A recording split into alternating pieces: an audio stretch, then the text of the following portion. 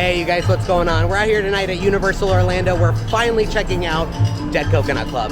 I am very excited for this. I don't really know what to expect. I've seen a couple pictures. I know it's like a 1950s inspired tiki bar, which is right on my alley. So why don't you guys come along? Let's go make some memories together.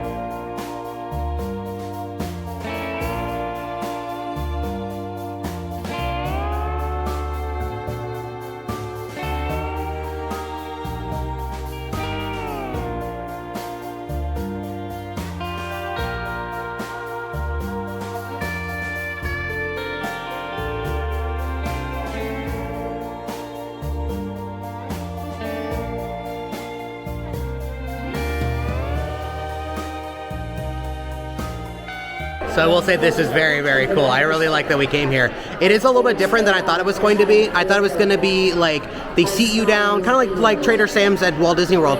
They sit you down, they like bring stuff to your table, but it's kind of a free-for-all. You can kind of just walk around. Like we just walked right in. We're kind of just checking out the decor. And you can kind of just go up to the bar and grab whatever drink you want, just kind of peruse the location.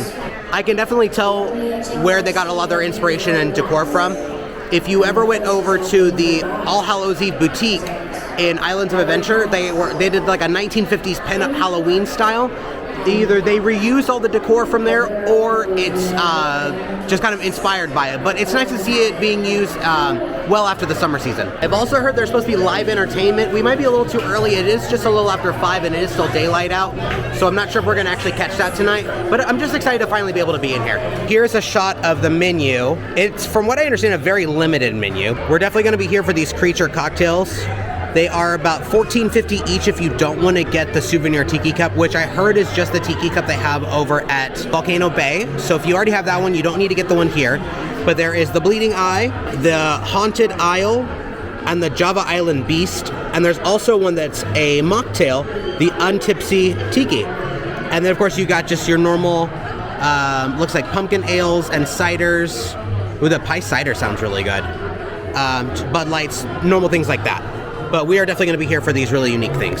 Anything on the back? Just creepy hand on the back. All right, so Matt and I got our drinks. He got the Bleeding Eye, which is Diabolical Velvet Melange of El Jimador Blanco Tequila, Creme de Cassis, Agave Lime Juice, and Ginger Beer. And it has like a blueberry lychee eyeball on it, which is pretty cool. You can't really see it very well, but it's pretty gross looking. And then I got the Haunted Isle, which is a tempestuous tropical tipple combining Pusser's Navy and Plantation Pineapple Stiggins rum, that's a lot of words, with tropical juices, allspice bitters, and mysterious falernum. We're also with a friend tonight, and she ended up getting the pumpkin pie, or the pecan pie cider, excuse me, the pecan pie cider, which does look really good. I do love a good cider. Ooh, that's good. That's very good. I'm gonna try Matt's next. It's pretty good. I'll do the same thing whenever you get a minute. Ooh, that ginger beer is real nice. That's nice and zesty. Yeah. I do like that a lot. I think I like mine better. It's definitely a lot smoother.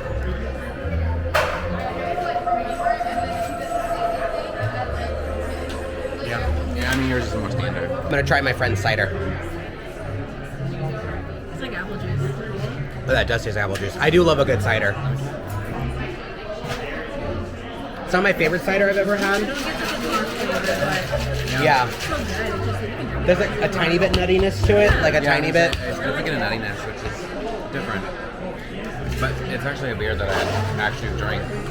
Well, you and I drink cider. Well, I drink ciders all the time. Ooh, this is so good. So smooth. One apprehension I did have about this place is I was really hoping they weren't pre-mixed drinks. A lot of times when you buy pre-mixed drinks, they kind of sit in this vat and they churn all day, and they're just kind of like, you get a lot of juice. But these were handmade by a bartender and everything. Like, we're drinking a drink that's made right in front of us, so I really appreciate that. Like, I feel like I'm getting my money's worth, because these aren't cheap. These are about $15 a piece. But I'm so glad that I'm here. We're gonna find a place to sit. So we asked the bartender, and unfortunately the live entertainment doesn't start until 9, and it is only about 5:30 right now, and there's not a lot of people in here. We are gonna go to Horror Nights after this for a little bit and maybe do a couple last minute houses. Matt still hasn't done 2 of the 10, so we're gonna prioritize those. Well, we might swing back through here just to like catch a little bit of the entertainment. Overall, I feel like I'm pretty pleased with the place. I do enjoy it. It is really cute. I love how themed it is. I will say it does feel a little, not flat, that's not the word that I want to use, but like once you come in, you see everything. There's not a lot of like interactivity. It's not like, I thought there would have been like a wait service. It's kind of walk up to the bar, get your drink and sit down, which is fine. It's just not what I thought it was going to be. So like I wouldn't deduct points from it, but it's definitely not what I thought it was going to be. I'm still having a great time though. You know what vibe it gives me? It gives me a Jock Lindsay Hangar Bar vibe. It does. It's like immersive, but it's not going to be like full entertainment and active and stuff like that. Jock Lindsay's Hangar Bar is not quite an interactive bar. There's a couple of like themed drinks here and there, but it's a lot of atmosphere. It's very loosely Indiana Jones themed.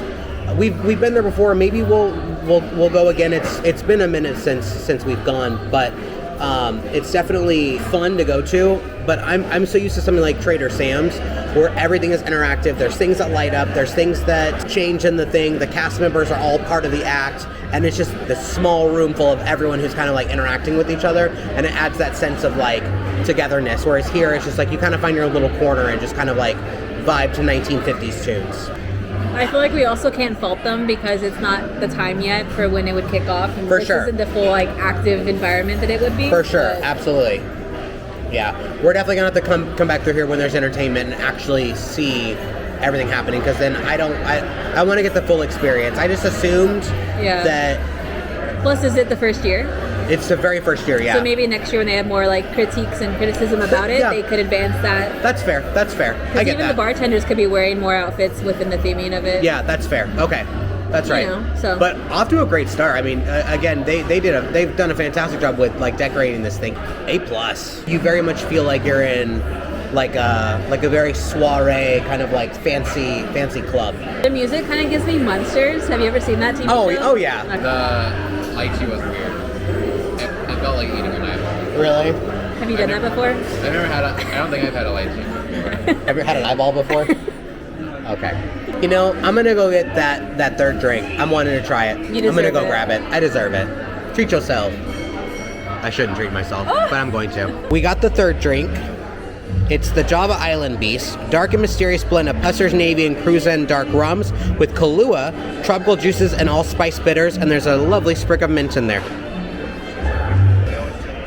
I like the foam on top. What do you think? Ooh. I don't really get the Kahlua. I definitely get the rum and the tropical juices. Maybe it would taste different if it didn't have the Kahlua in it. I don't know. I don't really get it though. Falernum? There's allspice bitters in there. I thought this one also had falernum. No. Oh, this is the other one? Yeah, that's the other one. Okay. Oh. It's definitely my least favorite of the three for sure, so I'm glad it was like our last choice. But it's not bad. I think it's still good. Yeah, I like mine better than both of yours. Really? So I don't know. This one's very pineapple-y, like pineapple juice. It goes down very smooth though, I will say that. So there's a lot of hidden alcohol in there. So we're leaving Dead Coconut Club. It was really fun. I really did enjoy it. We're definitely gonna have to come back here later tonight to get the full effect of it. Even just it existing is really cool to me. It's 1950s tiki culture mixed with Universal classic monsters. Like it is just match made in heaven. We are gonna go to HHN for a little bit, go knock out a few houses. I checked the wait times before we left the bar. They all seem relatively low. We'll see if that's accurate. If you guys watched my first HHN video, you guys saw that I had a ton of really low wait times across the board. So really hoping that that's kind of what happens again tonight. We have seen a lot of guests leaving the park, so maybe it's not very crowded, or everyone's showing up later because as you can tell, it's still daytime. But we're gonna go check it out. Matt, again, has not done a couple of houses. Our friend hasn't done a couple of houses, and I need to have a couple extra run-throughs on some of the ones I was disappointed with last time, and maybe that'll kind of change my ranking a little bit. But I'm ready to get my scare on. Let's go. And just like that, all the signage is back up. It was down last time I was here because of the hurricane, but now it is back up and back to normal.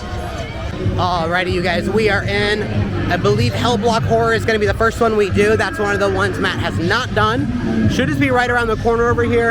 I'm just excited to be back here. I didn't think I was going to get another run at HHN. I thought I was a one and done this year, but I got lucky and I got another pass. Alright, Hell Block Horror, we got a 15-minute wait. That's not bad at all. Just a reminder, guys, we can't film inside any of these houses. They are very strict about that.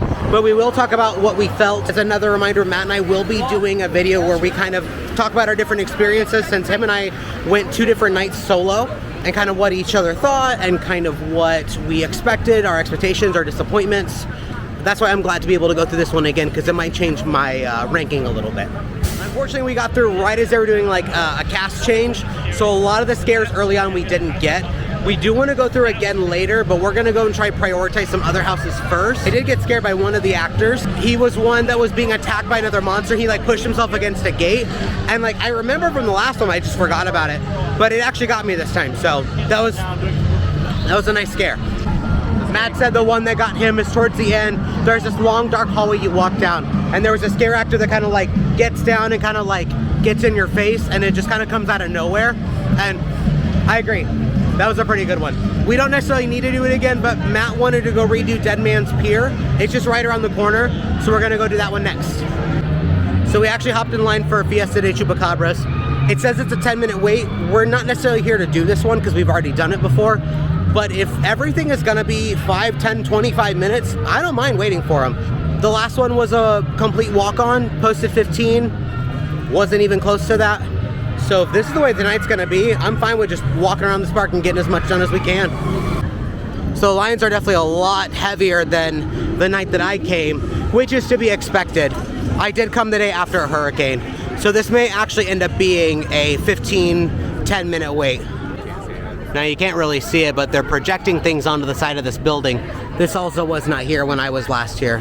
Giant projector over there. I assume mine was storm related, but it's kind of a way to just kind of keep you entertained.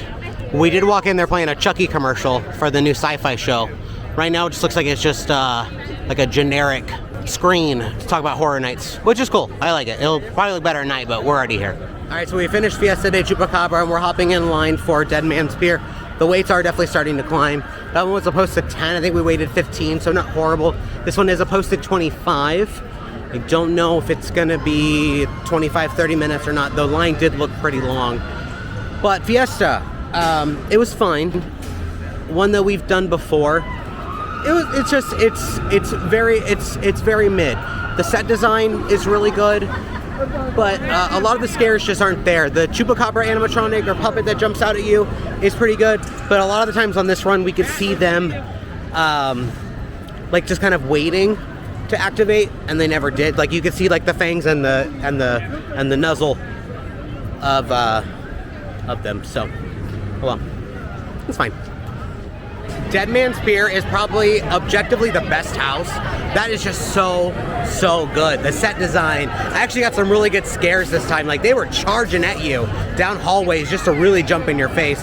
Like I actually jumped twice, which is probably the most scared I've been in any of the houses, so I really appreciated that. My favorite scare actor wasn't in there though. He's this guy in the Stivers helmet. He has like a black light that kind of lights up his face. It's just really cool. He's not scary at all, but he's like one of those like nice like attentions to details that he's just really cool. But yeah, he wasn't there, but amazing house. Very, very well done.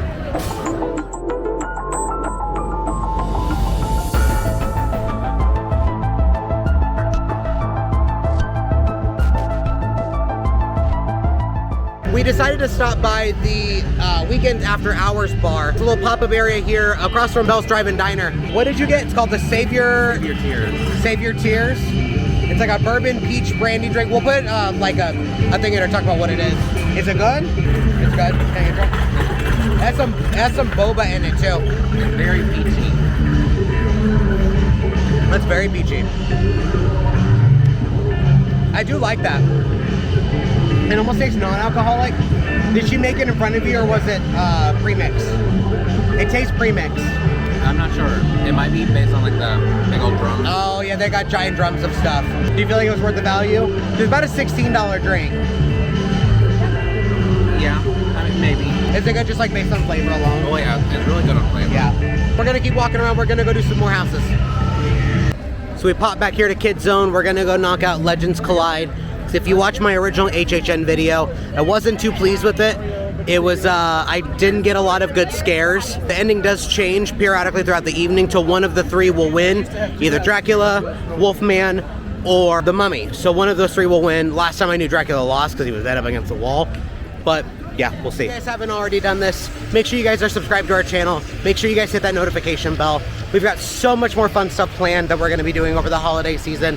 This is just the beginning of our channel. So thank you to everybody who's supported us so far, and we'll just keep this train rolling. So thank you guys so much. If you guys could add anything to Halloween Horror Nights, any house, any scare zone, what would you guys add?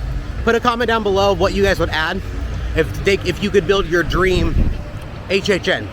I would love to hear your guys' ideas.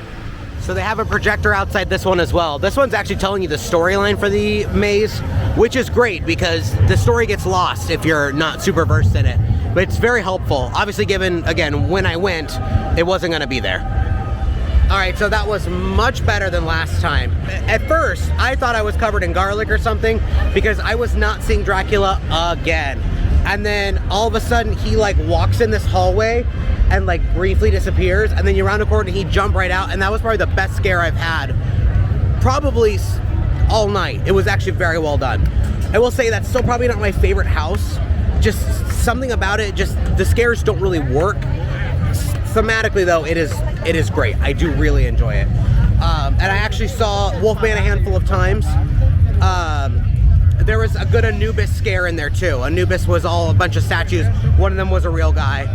Very well done. I really like it. It definitely bumps up from where I had it originally placed, which again, we will share our entire ranking at a later date.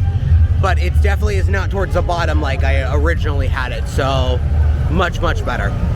Dracula won, I assume this time. He had unalived the Wolfman. So I don't know if the Mummy is still around. I don't know. But either way, much better. We're getting ready to do the next house that Matt hasn't been through, Descendants of Destruction. And then after that, he's done all 10.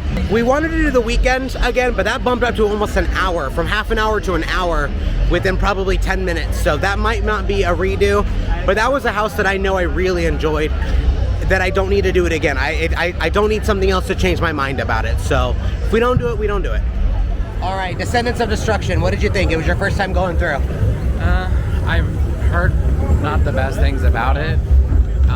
It was okay. First part was interesting where it's in the subway, but like the last part was kind of, I don't know, weird with it being like underground but glowing mushrooms. Yeah, kind of a weird transition. Yeah, like I liked the more realistic, like scary horror of the subway, and then it just kind of got cartoony.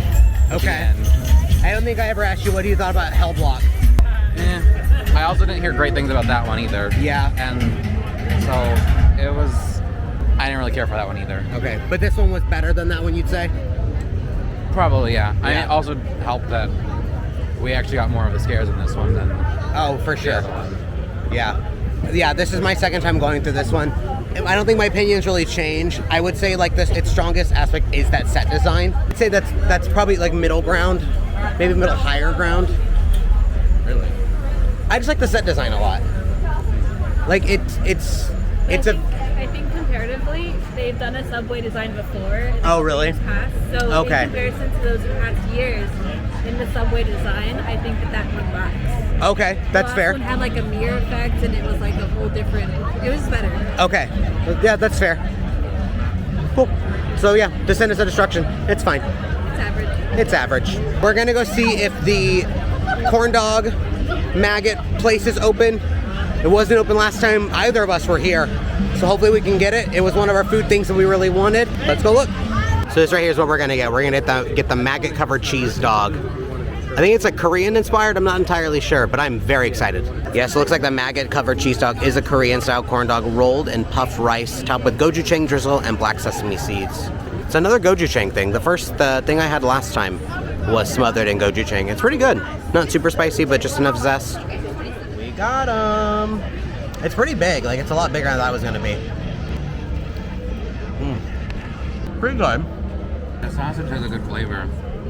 I was expecting it to be breaded and then covered in the puff rice. Same. Not just the puff rice as the corn dog.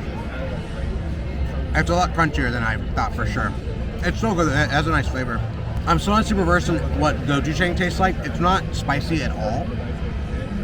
It's more of like a gochujang mayonnaise on it or something. Like, it's slightly zesty.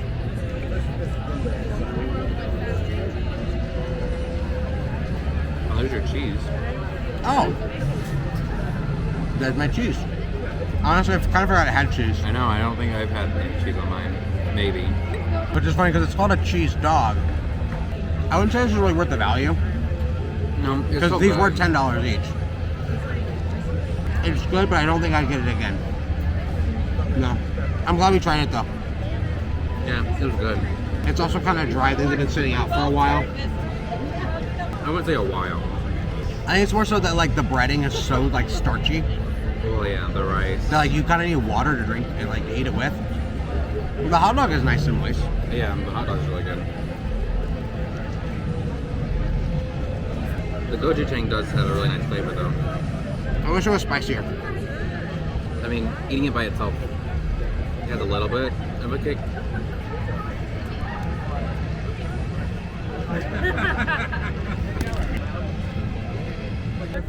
All right, we're almost done. Then we're gonna do Bugs Eaten Alive. We're kind of on brand here. Maggot covered cheese dog, Bugs Alive. I'm fine with that. So a little bit of a change of plan. Looks like our luck for short times for houses is officially worn out.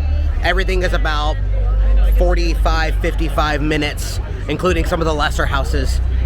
It's about 9 o'clock, so I think everyone's really starting to show up and kind of get in the spirit of the event. The event does go on until 1 a.m., so there's quite a bit of time still left for everyone to do stuff. But we've done every house now that we wanted to tonight.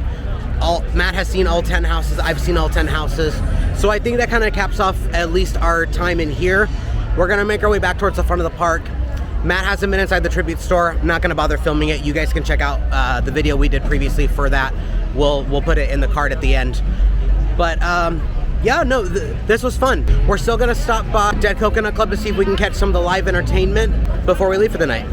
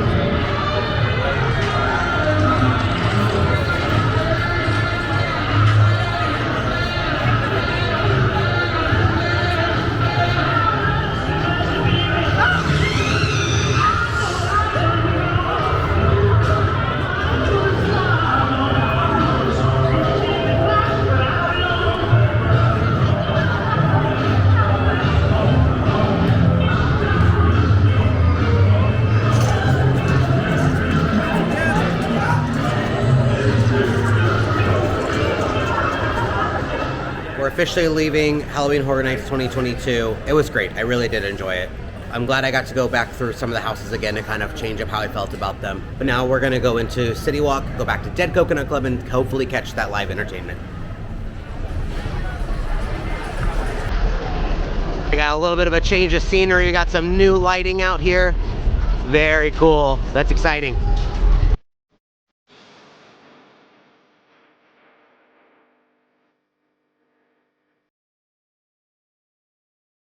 Okay, so the vibe is very different now. They're literally, it's like literally a club. The building this normally is called the Red Coconut Club, so they called it the Dead Coconut, get it, Dead Monsters. But now it's like, not even the same vibe, like it's kind of disappointing. Like, I don't mind they're playing music, but like, the 1950s like, jazz vibe that we had going earlier, like that was really cool, but now it's just like, that's not why I came here.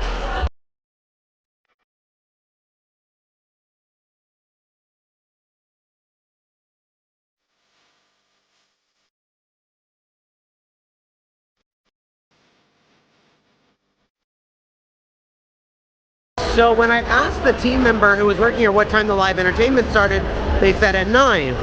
I don't know if they knew what I meant, but I know there were some nights where there was actual like 1950s, like, I guess not dancers, but like performers. Like they kind of did music that was more in line with what the whole club was. But yeah, that's kind of a sour note to end that on. Yeah, that's kind of it's kind of a bummer. It's kind of a generic club now. Maybe later on in the future they'll kind of figure out what they want to do more with it. Maybe keep it more of a line with the vibe of the monsters, but yeah, oh well. Alrighty friends, that wraps up tonight's adventure. I had a great time at Halloween Horror Nights, got to redo some houses, got to do some houses for the first time, try some food we hadn't got to try before. Overall, I think it was pretty solid. The wait times for us weren't super long, but once it got to about 9 o'clock, they really started to climb, so we didn't need to do any more after that, but I think it was worth coming out here. The main purpose of this video was Dead Coconut Club, and I really enjoyed it when we went there the first time. I'm upset we didn't get to see the dancers, the live singers. Even my friend confirmed that she thought that these were performers here. Maybe they're just not on right now, but unfortunately I don't want to sit around and wait for them. I am really bummed out that it does become just a generic club for most of the evening. I kind of wish it stuck with the aesthetics and the feel that was established earlier, because that's kind of the whole idea of it. So, but again, maybe they'll learn next year, maybe they'll do a little bit more. Either way, I am glad that this does exist, because it was fun to come to. It was fun to get some drinks and some fun pictures. Thank you guys so much for coming along with us, and as always, thanks for making memories with us. We'll see you next time.